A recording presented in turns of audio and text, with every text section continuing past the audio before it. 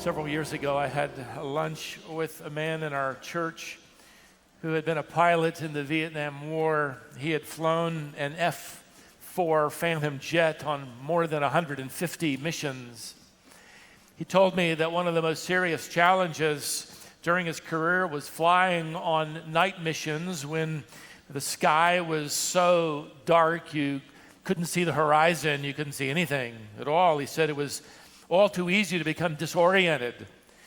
Even what felt like right side up was upside down. He said it would often feel the same. And because of that, on one occasion, he almost lost his life. One night he was so intent on his mission that he failed to check his instrument panel for several moments. And while he thought he was flying straight ahead, he was actually flying nearly straight down. He happened to look down at his instrument panel and discovered his error, and just in time, he was able to safely pull up. He told me he came within 100 yards of flying his jet into planet Earth. He told me the only way you can avoid the danger while flying in the darkness is to follow the instrument panel.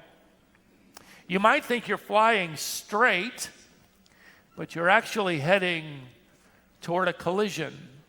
Now that rings true, obviously. The analogy is clear. That works not only in a fighter jet, but on your journey every step of the way.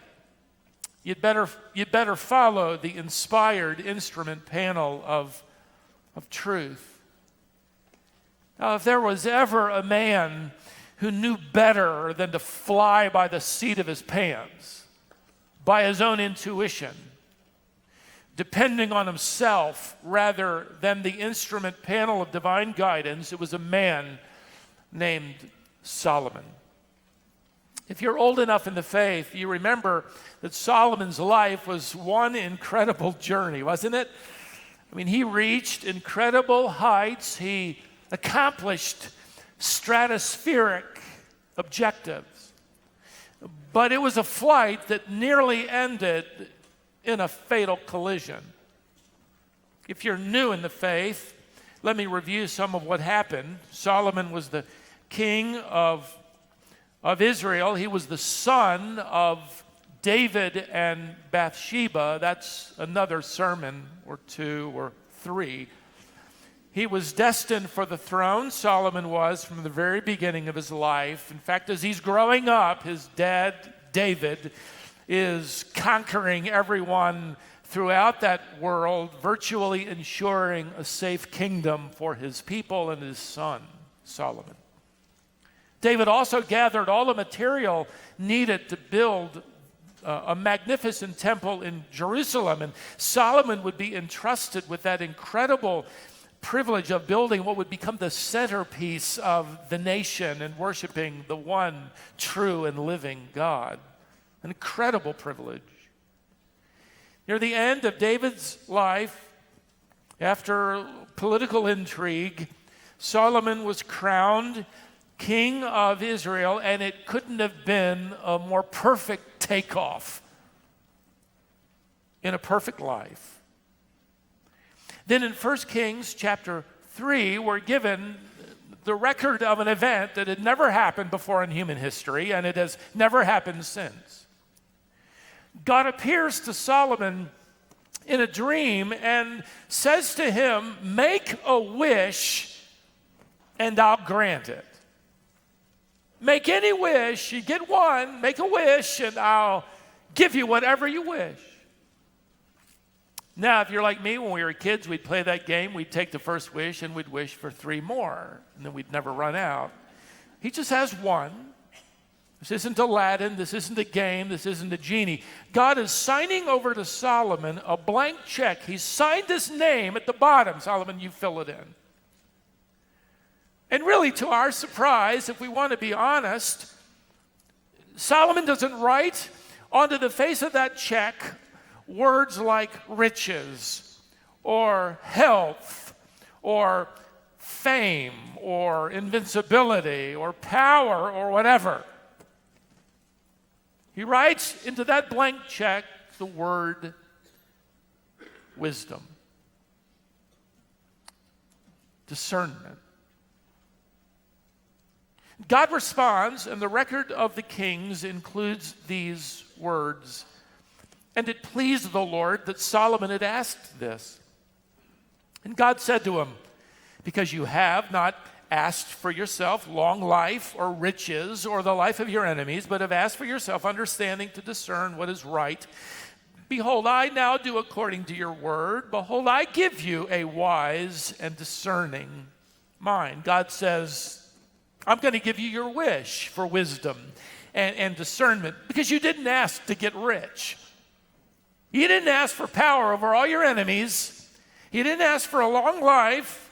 And if that isn't exciting enough, God isn't finished. He goes on to say in verse 13, I give you also what you have not asked, both riches and honor, so that no other king shall compare to you or with you all your days. I mean, God is backing up the truck and Solomon gets the whole load. He gets everything. He's in for the ride of his life. And off he soars. During his reign early on, he'll write the Song of Solomon, a passionate love story. But even then, already the wheels are wobbling. He begins to distort love and marriage. He begins marrying the daughters of neighboring kings. We're told that Solomon ends up marrying 700 princesses. These are the daughters of neighboring kings in and around that region. They're nothing more than pawns in military alliances. 1 Kings 11. Most prominent among them was the daughter of Pharaoh, which would have been the most insulting thing to God, to trust in an alliance in that marriage rather than in the God who had already rescued them in their earlier history. And during the middle years, Solomon is writing and collecting proverbs of wisdom. We call it the book of Proverbs. Trouble is, again, while collecting and writing and arranging Proverbs, Solomon is defying wisdom. The focus is clearly on himself. It's clear he's taken his eyes off the instrument panel. For example, it'll take him 7 years to build this magnificent temple for the glory of God. It's basically gold inside and out. Take him 7 years. He'll spend 13 building his own house. In fact, we can't imagine the opulence and splendor of his palace. He's also collecting horses and chariots. Those are symbols of military power, which the Lord specifically forbade Israel's kings from doing because he wants them to trust him, not the latest weapon, not in their arsenal. But Solomon's collected so many of them, he built cities to handle his collection of horses and chariots. He ends up breeding them, and he even sells them to Hittites and Syrians, which is one of the most foolish things you can imagine he would do because they're going to use those weapons later on and invade Israel. Here are the weapons you can use against us. How foolish. How could he become so foolish? In the meantime, he's unsatisfied with everything. He's unsatisfied with his 700 wives. So he starts collecting a harem of 300 concubines. As one little boy mispronounced, 300 cucumber vines, which I think is perfect because they did indeed tangle up his heart and tangle up his feet. He's marrying, on average, 17 princesses a year and adding to his harem a concubine every other month. Not only is that selfish and destructive and immoral, it's going to be spiritually suicidal. That God had warned him of what it would mean for him spiritually. In 1 Kings 11, we read in verse 2, God warns them, they will surely turn your heart away after their gods. The very next phrase reads, Solomon held fast to these in love. I don't care what you say. I'm holding on. I'm going to do this my way. He held fast. In other words, he didn't just marry them, he flaunted them. He paraded them. It won't be long before there's a hill east of the old city of Jerusalem, which will become the hill of shame, where he will build on that hill shrines to the false gods and goddesses of those women. How could he go that far? He's upside down. He's lost track of where he'd been. He's lost track of where he's going. He's in the dark. And he's heading toward a fatal collision. Maybe that's you today. Maybe that's where you are. You're hearing the sound of my voice, but it's somewhere in the background because you're sitting there and you're thinking about a decision you're going to make. You're at a crossroads in your life, and you're weighing the options. I know what God says, but I think I'm going to hold on to this. God has brought you here perhaps for this one moment in your life to hear the words of an old man named Solomon. What does God have to say? Solomon slides into his later years, a man without any real distinction, bored, cynical. He's going through the motions, but his heart is cold. The surprising news at this juncture in his biography is that something happens in Solomon's life. We're not sure exactly when or how. We're not even given the details. We're only given his final journal.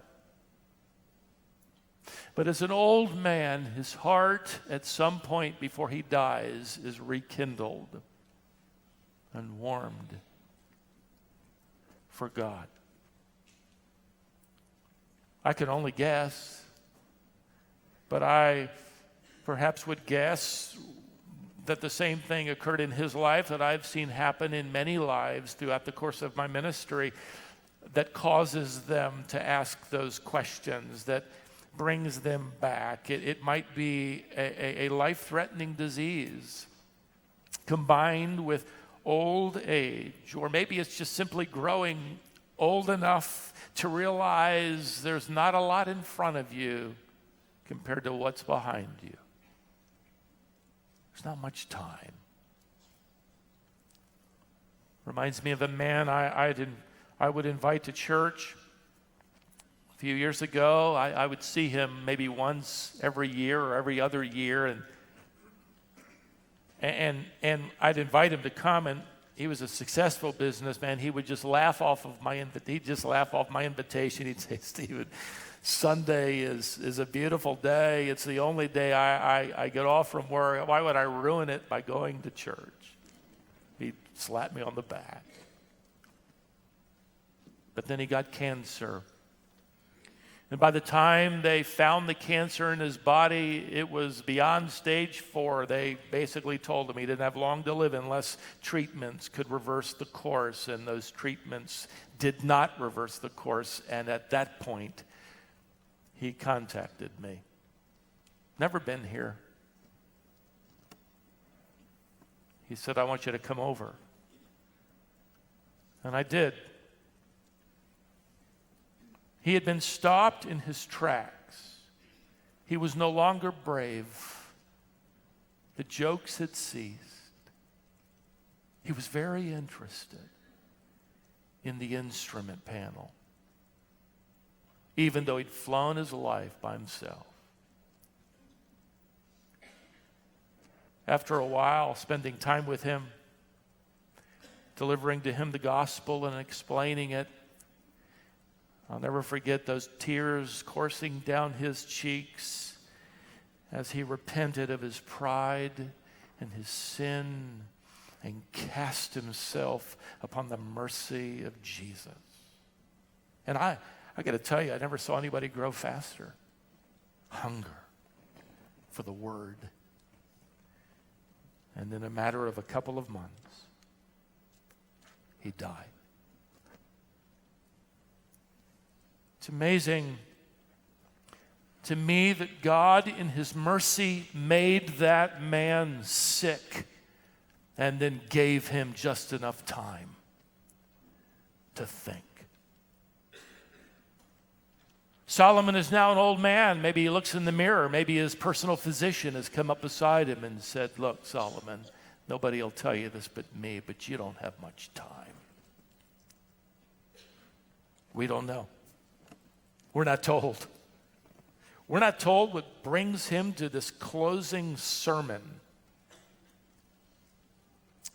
But what we do know is that Solomon comes to the end of his life and refocuses on divine truth. I would agree with conservative commentators going all the way back to beloved Matthew Henry, who wrote 300 years ago, that at the very end of his life, he recognized his sin and repented. That is, he recognized the danger, the coming collision, and at the last moment, he pulls up. Now, if we put the clues together, and they're found in this journal, Solomon's third and final book of wisdom literature is written in these last days. We call it the book of Ecclesiastes. Let me invite you there. Ecclesiastes. And I got to tell you at the outset, there are a lot of people who think this book is a waste of time. I mean, even the early rabbis debated whether it should be in the canon of Scripture. It's just a rambling book by a bitter old man. I mean, you get to verse 2 and he says, "Vanity of vanities, all is vanity. Everything's meaningless." Well, why read the book then? If everything is meaningless, it'd be meaningless to read the book.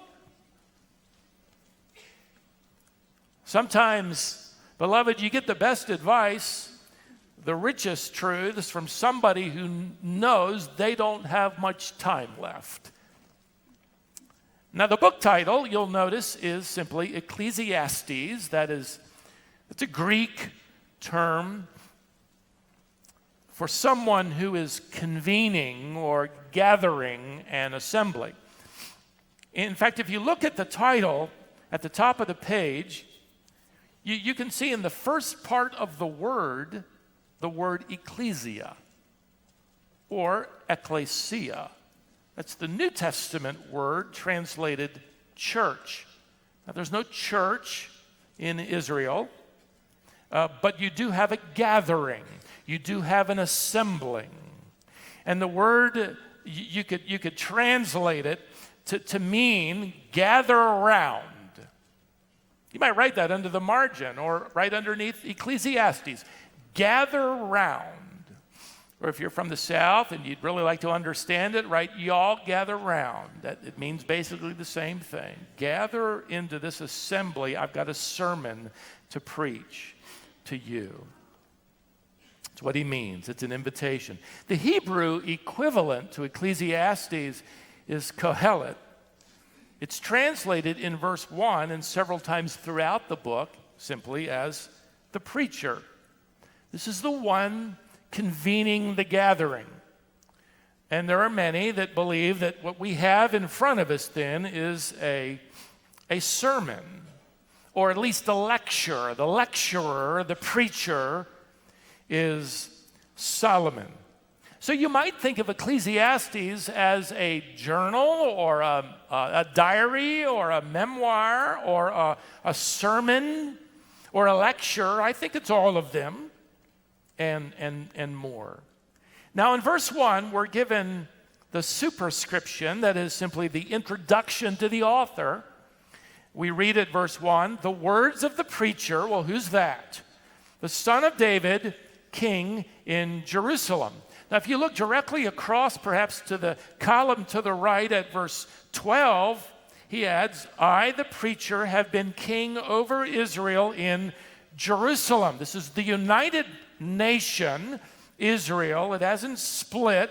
You could translate this, I have been and still am the king in Jerusalem. Solomon is the only son of David who reigned over a united Israel after David, because after Solomon's death, the nation divides and remains divided. So this is the autobiography. This is the personal testimony of none other than Solomon. Well, how are we to understand it? I mean, if you decide that you're going to read through the book of Ecclesiastes, by the time you get to verse 2 and 3, everything's meaningless, and what does it matter when you toil under the sun because it's meaningless? And you think, well, I'm going to go to the book of Psalms or Philippians or something a little more exciting.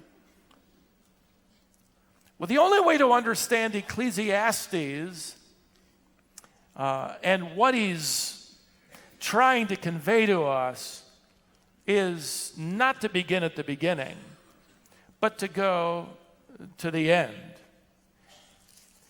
This is one of the few books in the Bible that gives us the reason for it being written. And Solomon tells us why in the closing chapter. So that's where we need to begin. Chapter 12, I'm just going to touch down at a couple of verses as he wraps up this sermon. He says in verse 1, remember also your Creator in the days of your youth. Look, after I've said everything I've said, here's what I'm after. Don't do what I did. I forgot him. Remember your Creator.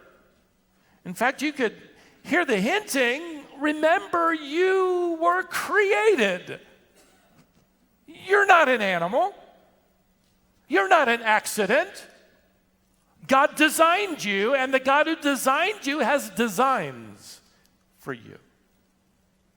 Don't take your eyes off the author of this instrument panel. You relate to him. You were designed to worship him and walk with him. And in his plan for you, as you believe in Christ by faith alone, you will spend eternity with him. Solomon is essentially wrapping up this memoir by saying, look, without him, there is no meaning under the sun.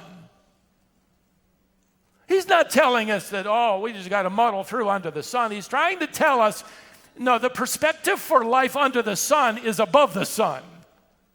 Your Creator, God. And did you catch this? Old man Solomon is saying here, don't forget God when? In the days of your youth. That's when you're taking off. That's when everything's in front of you. That's when you got the world by the tail. Everything's going to work.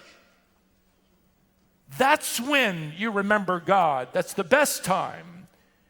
You happen to be flying into a culture that is darkened by unbelief, and it's only growing darker. Don't forget God then. Don't try to fly by the seat of your pants, by your own intuition. You might think you're right side up, and you're actually upside down. Then at the very end of his sermon, in chapter 12, look over at verse 13. Here's the end of the matter. I mean, he's going to summarize it and give us the purpose statement. Here's the end of the matter. After all has been heard, fear God, trust God. You could understand that to me. Give your life to God. Keep his commandments. That is his word. Keep your nose in the instrument panel. This is the whole duty of man. You can summarize life. The best life that you could ever possibly experience is in relationship to God and his word. This is how to make life matter. And by the way, he's warning us this is how to avoid the collision of defiance. J. Sidlow Baxter, a wonderful commentator whose book I'm reading through as it relates to Ecclesiastes, wrote, one of the saddest ironies of fallen pride is that successive generations of human beings commit the same sins, repeat the same big blunders, fall prey to the same ensnaring stupidities, and suffer the same agonizing disillusionment as those who have lived and died before them, all because they will not take to heart the testimony of Solomon. Solomon is inviting us into this assembly at this time. Gather round.